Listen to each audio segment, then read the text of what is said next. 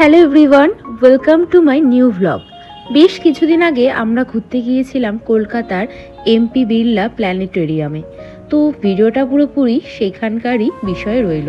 কলকাতার Victoria Memorial হল এবং ময়দানের সংযোগস্থলে অবস্থিত এই মহাকাশ চর্চা কেন্দ্র কিন্তু ভীষণই ফেমাস এবং এটি সাঁচির বৌদ্ধ স্তূপের আদলে নির্মিত একটি একতলা ভবন। ফর ইয়োর কাইন্ড ইনফরমেশন জানিয়ে দিতে চাই, শিয়ালদা স্টেশন থেকে আপনারা নেমে কিন্তু বাস বা ট্যাক্সি করে এই বিড়লা প্ল্যানেটোরিয়ামে চলে আসতে পারেন। স্টেশন থেকে মাত্র 15 থেকে 20 মিনিটের ডিস্টেন্স বাসে বা ট্যাক্সিতে লাগবে। কলকাতায় অবস্থিত এই এমপি বিড়লা প্ল্যানেটোরিয়ামটা কিন্তু এশিয়ার বৃহত্তম প্ল্যানেটোরিয়াম, যেটির উদ্বোধন 1963 সালে তৎকালীন প্রধানমন্ত্রী জওহরলাল নেহরু করেছিলেন। এবার আপনাদের সাথে শেয়ার করে নেব এই প্ল্যানেটোরিয়ামে শো টাইমের ডিটেলসের ব্যাপারে।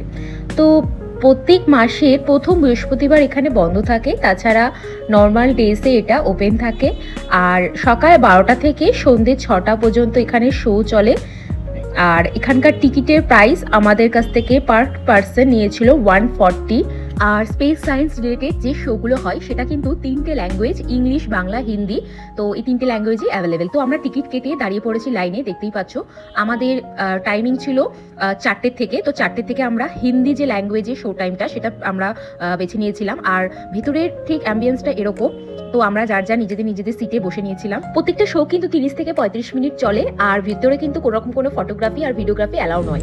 শো শেষ হয়ে গেল আমাদের এখন। টোটাল 680 জন পিপল কিন্তু একসাথে এখানে বসে শো দেখতে পারে। তো